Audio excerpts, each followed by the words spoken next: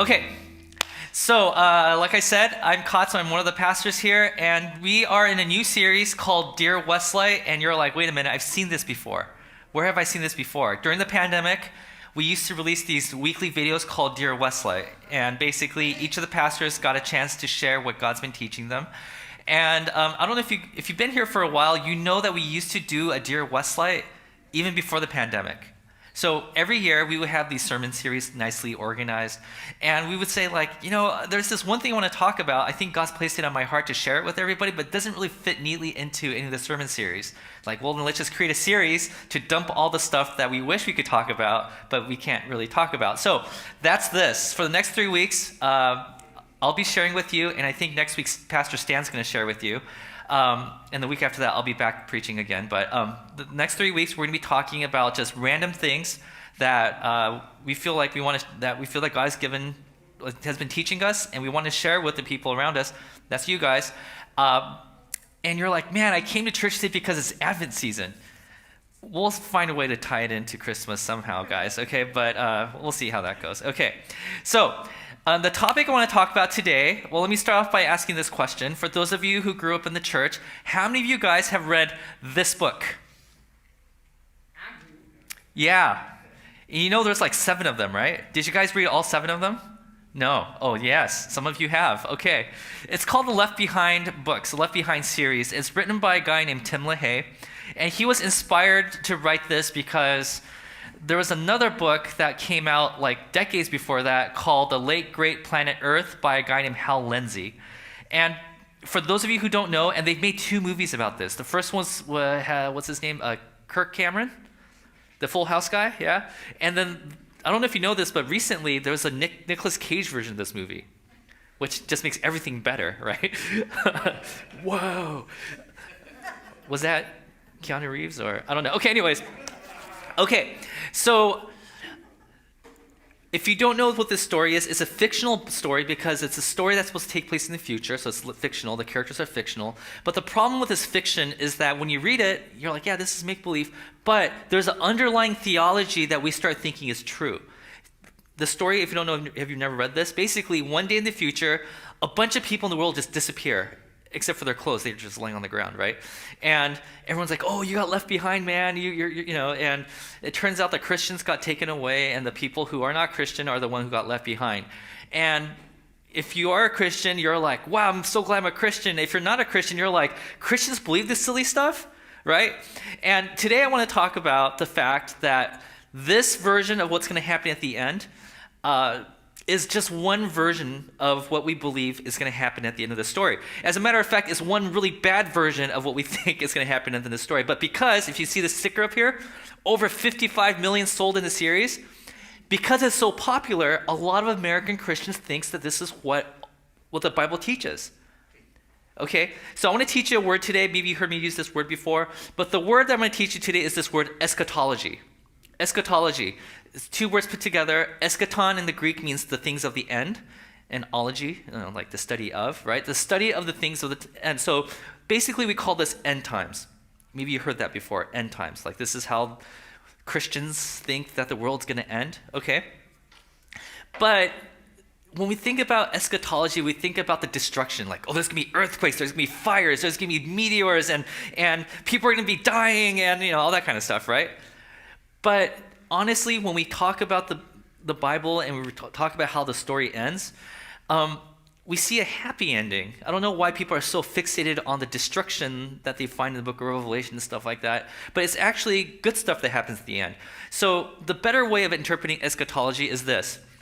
When is there going to be a complete heaven on earth? When is there going to be a happy ending?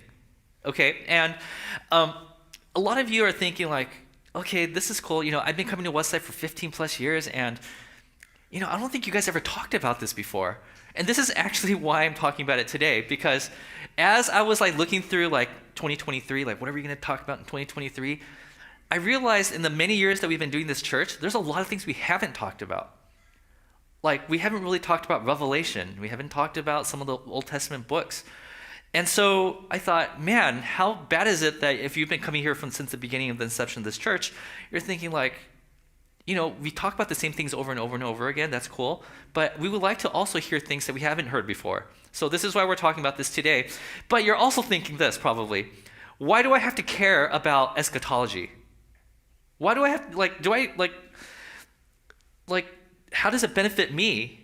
Does it make me a better Christian if I know more about eschatology? Well, what you're going to discover today is this. How we believe the story ends affects our behavior today. You've probably seen a movie before and you know how the story ends. Like maybe you watch Titanic. Like, I know how the story's going to end, right? And not only do you know the ship is going to sink at the end, spoiler alert, you also know that the old lady in the beginning of the movie is Rose, as she's telling the story. So you know she's going to survive, right? So it's like, or like you saw, like my family just recently watched episodes 1 through 3, and my son is like enjoying the prequel of Star Wars, and he's worried if Obi-Wan's gonna die, and we're like, no, like he's in episode 4. So like the way that you view the story, the way that you behave changes knowing what's gonna happen next, right? And you'll understand more what I mean by this by the end of the sermon, because this is the whole point of today's sermon, is what we believe of how the story's gonna end is gonna change the way we behave today. And by the way, if you believe in the things of the Left Behind series, the way you act today, not too good. Okay, so what I'm going to do today is I'm going to share with you the evolution of eschatology. You're like, yay, I'm so glad I woke up for this in the cold. Evolution of eschatology. What did the people back then believe the story is going to end? Okay, and what we're going to do is we're going to go all the way back to the Old Testament, because believe it or not, eschatology is not just a Christian thing. It's also a Jewish thing. And their scripture, the Old Testament, this is what they believed. Right?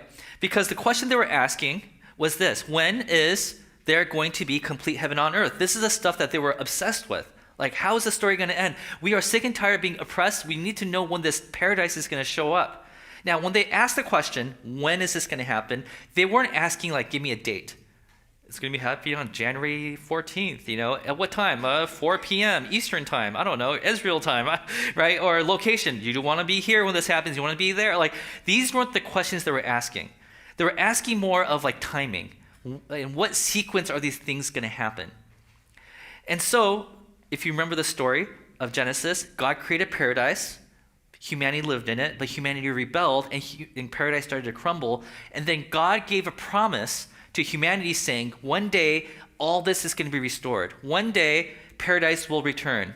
One day, humanity will get along with each other. Humanity will get along with God. Humanity will get along with creation. One day, it's going to happen. So they're like, when is it going to happen? When is it going to happen? Next year, the year after, in 1,000 years, 2,000 years? When is it going to happen? So ancient Jewish scholars, they looked through the scriptures. And as they were going through the scriptures, they came across 2 places in the Bible that talked about the end times. And remember, we're just talking about the Old Testament scriptures, okay? The Jewish scriptures. And they came out with these 2 versions. It's the Isaiah version and then the Daniel version, okay?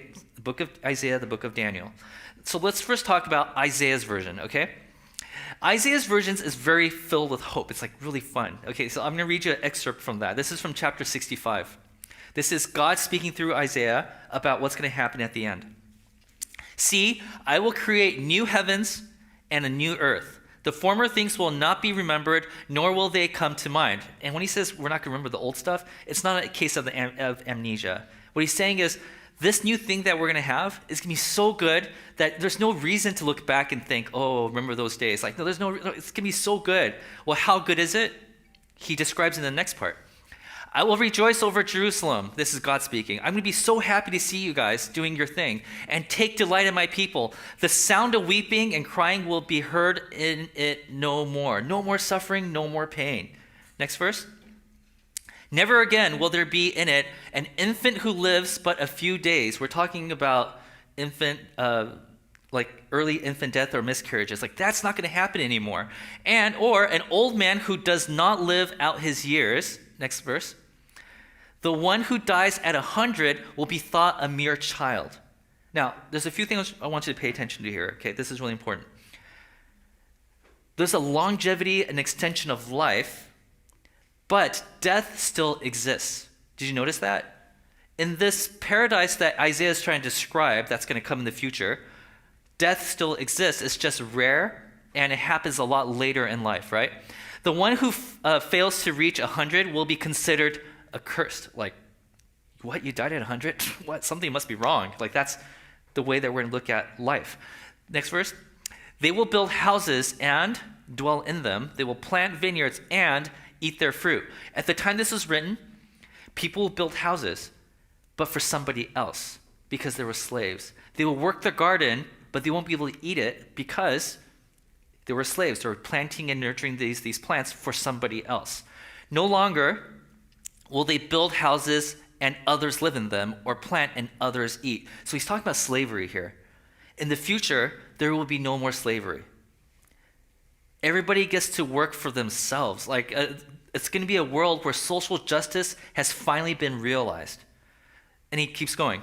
For as the days of a tree, and a tree lives for a very, very long time, so will be the days of my people. My chosen ones will long enjoy the work of their hands. They're going to be working hard, and they're going to reap the fruits of what they worked for. So this is like what God promised back in the Garden of Eden. Next verse. They will not labor in vain, nor will they bear children doomed to misfortune. This is like a summary statement. For they will be people blessed by the Lord, they and their descendants with them. So there's descendants. People are going to still procreate because they're going to have kids. But remember, death still exists in this paradise.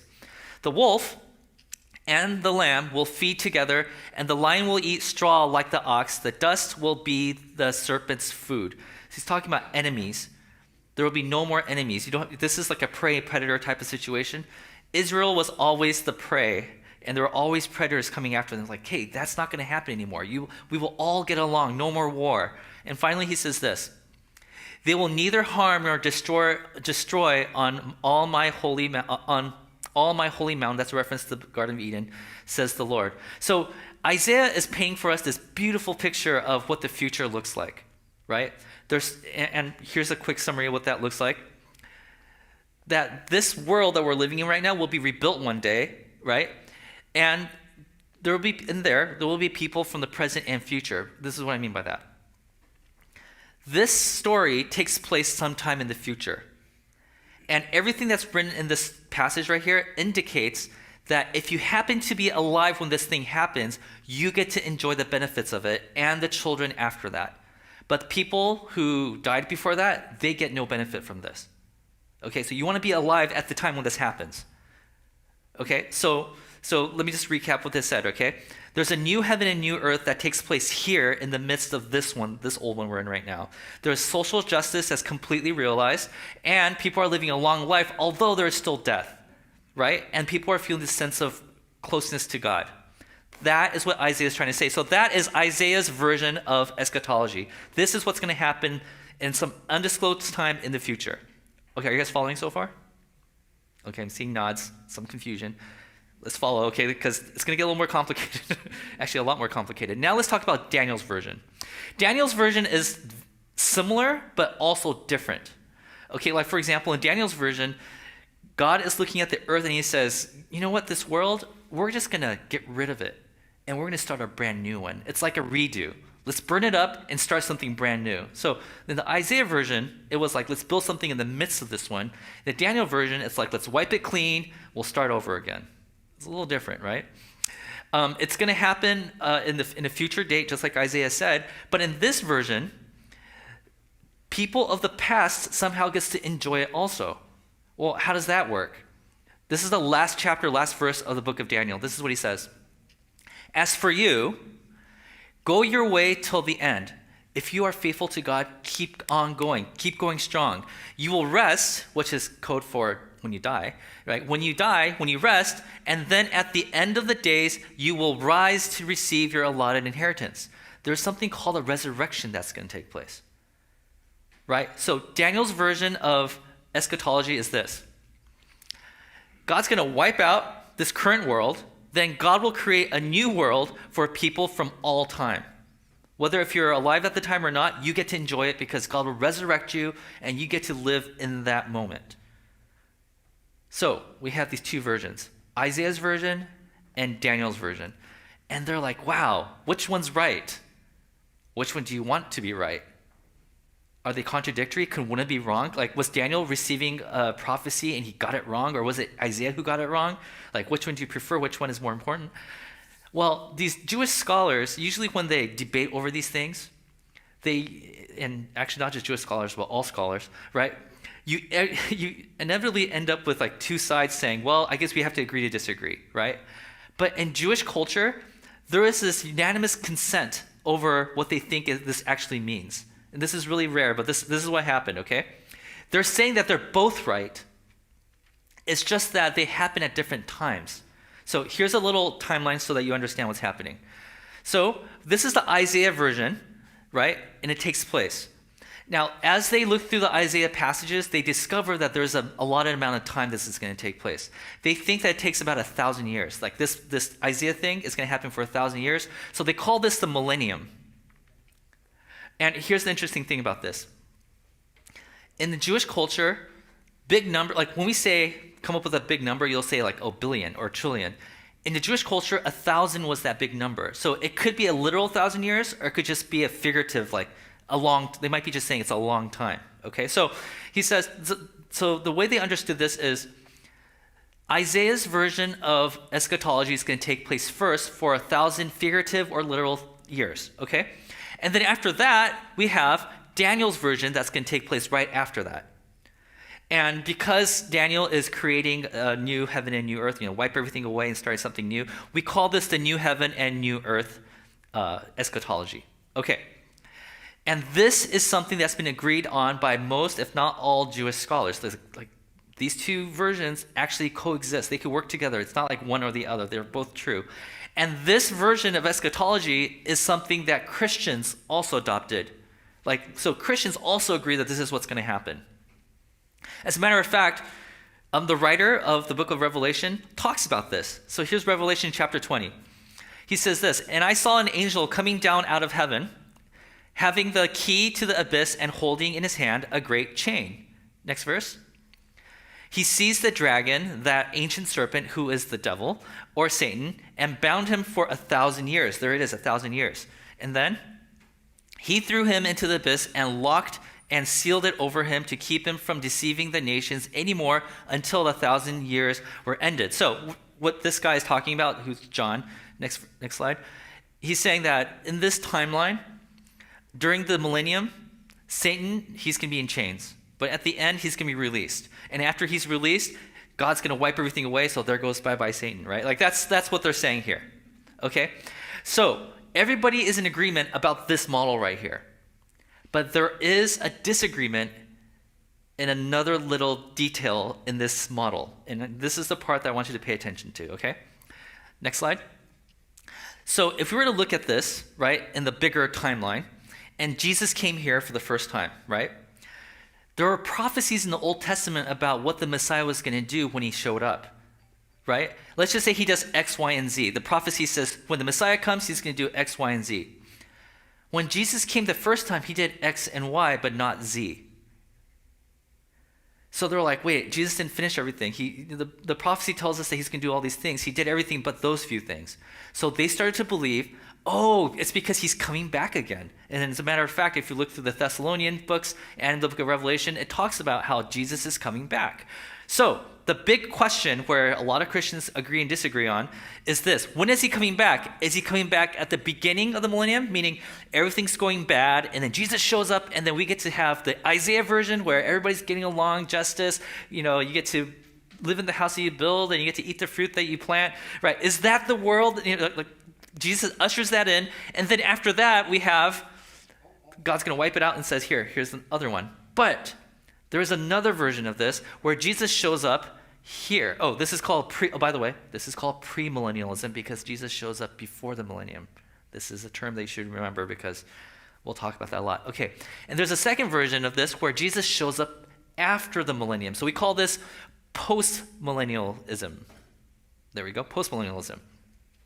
Basically, what this looks like is that as we're living our lives, things start to get better. The world gets better and better and better, and then Jesus shows up and says, good job, you did a great job with everything you've done. Now, let me show you what it really should look like. And he gives us a brand new heaven and a brand new earth.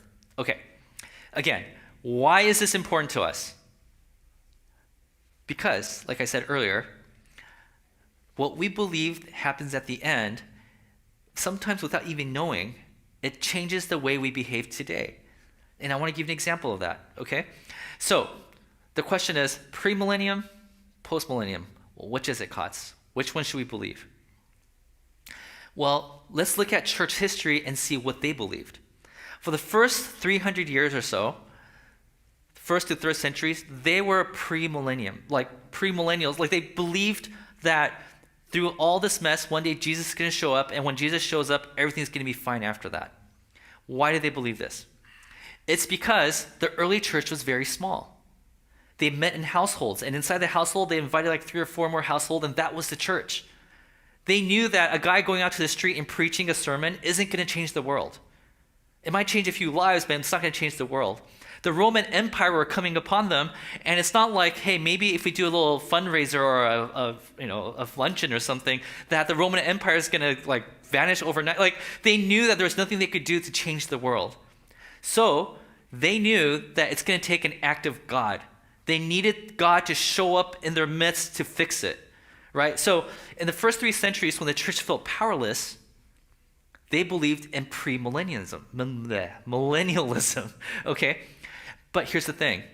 In the years after that, the church started gaining power. They started getting bigger and bigger, right? Eventually, the Roman Empire accepted Christianity as their official religion, and now they're funding the church, and the church was getting big. As a matter of fact, it became a requirement. The way they took a census back then was by baptizing babies. So it got really, really big, and so from the 3rd to 15th century, very long time, they started believing in something called amillennialism. Well, what is that? Amillennialism is this. So let's look at this thing again, the timeline. So this is premillennialism, right? Amillennialism is basically saying that, hey, I don't believe that Jesus is coming back in the future. Millennium? No. Well, why? Because we believe that Jesus already came back a second time over here. Well, when was that? They believe that Jesus' resurrection was his second coming. Like the Roman Catholic Church believes this, okay? And a lot of Protestant churches believe this too, right? They believe that we're actually in the millennium right now. Like we're living in that time that Isaiah just described for us, which you're like, it doesn't seem like it. But the church back then would say, no, you have to accept it. That's exactly what's happening right now. Now, if this that we're living in right now is the millennium, that means that what you're living right now is the ideal that God has given us. So for that reason, people like who were peasants, they were like, we have to accept the place that we're in society. The questions they asked back then were not like, hey, did you live a good life? They asked questions like, God made you into a peasant. Were you faithful in being a peasant, or did you rebel against it? If you rebelled against it, you're rebelling against God, you're not going to heaven. That's what they taught back then, right? It became like a power play thing. So that's amillennialism. But then eventually, around the 1500s, they stopped believing this and they moved back to premillennialism. Why is that?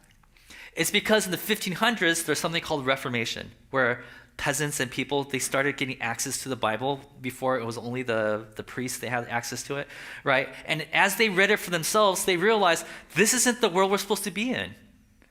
Like Jesus doesn't want us to be slaves. Jesus demands that we be treated as human beings, right?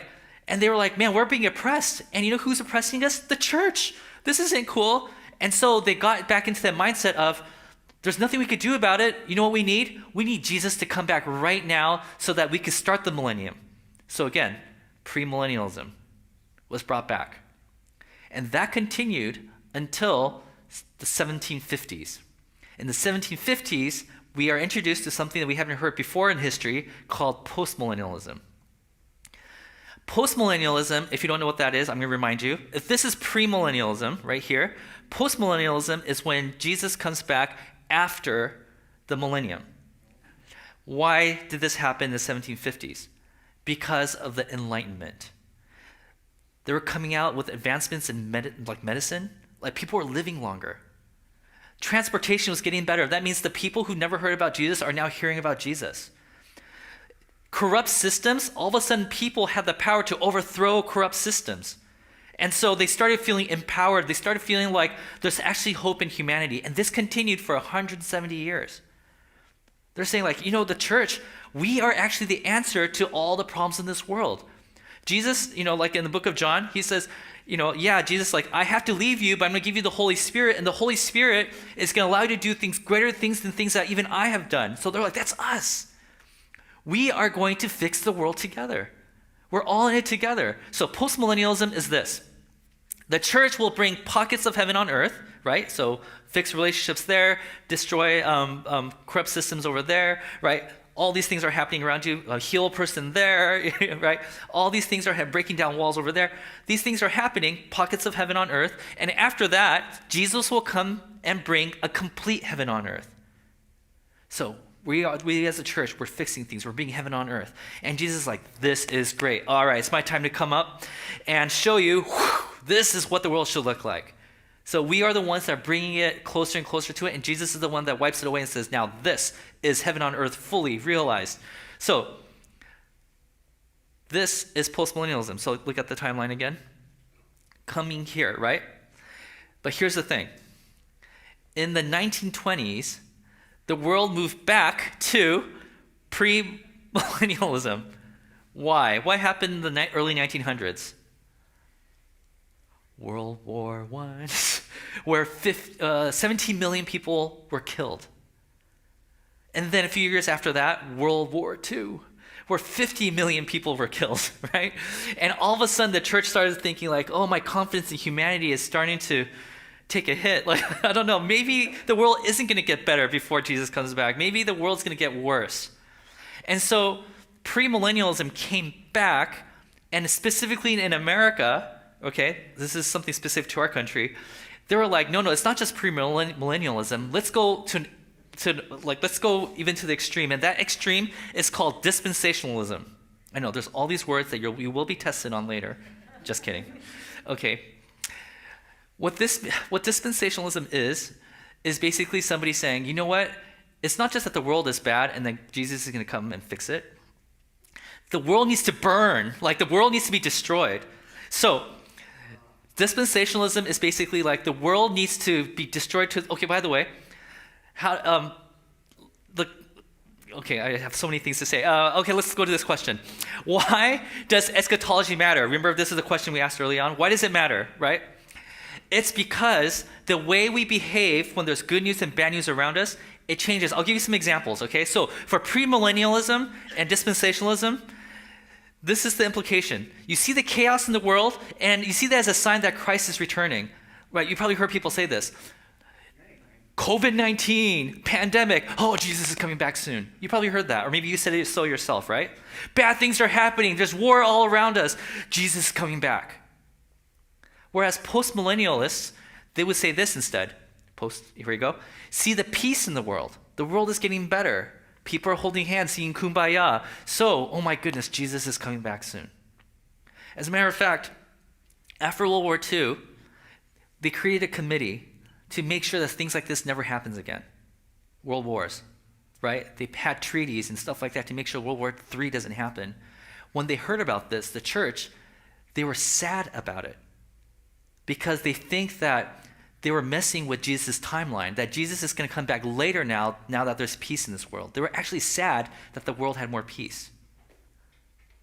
But as the world got better and better, the postmillennialists were like, yes, this is great. Jesus is coming back soon. Do you see the difference there? It affects the way we behave, the way that we see the world. Another example. So pre-millennialism or dispensationalism in America, they primarily see the purpose of the church is to save people as a form of escapism, right? The whole idea of Left Behind is specific. It's almost exclusively a dispensationalist view. Okay, so if I don't convert you today and everybody disappears tomorrow, I want to make sure that you're part of the people who gets taken away. Okay? Or if you were to go out today and get hit by a truck, I want to make sure that you go to heaven today. So it's like I want to do everything I can to protect you from the harm, pull you out, escape. Here's your escape pod. This is how you're going to make it out. That's premillennialist view of Christianity. Postmillennialism, I can't say it. Postmillennialism is basically seeing salvation as transformation. You start following Jesus, and he starts to change your heart from the inside out. And now you want to start meeting the needs of your community. You think you could bring something good to somebody else's life. You want to feed the poor because you think that God's image is in them. God starts changing the way you see people. You want to start looking at enemies as friends because you want to love on them. Do you see the difference here? Another way of looking at it is the dispensationalists, they look at the world as us versus them. There's the people who are saved, going to heaven, and people who are not, right? There are the people who sin, like these people have a preference for different, attraction for different genders, that's over here. And there's people who are straight, over here, right? Like, who's going to heaven, who's not? Who's going to get taken away, who's not? Right? You see us versus them mentality. Whereas postmillennialists, when they look at the world, they see the world as us for them. Because they believe that we're all in this together. We're going to make the world a better place together. Regardless of what your belief is, we are in this together. So, I'm going to love on my Muslim neighbor. I'm going to love on the people who disagree with me on politics. I'm going to do everything I can to bring transformation into my community. So, with that being said, I know that was a lot that we went over, right? I want you to know that how we believe the story ends, it so affects the way that we behave today. So the question is this, because I'm sure a lot of you have read the Left Behind series book, right? That is a dispensationalist way of looking at the world. And because it was so popular in America, I think a lot of Christians believe that that's exactly what all Christians believe, but that's not true. As a matter of fact, as Free Methodists, that's the denomination of this church, we are postmillennial people. We believe that the world is supposed to get better because the way that we as a church behave in this world. And because of that, all the implications, the way that we behave, it changes.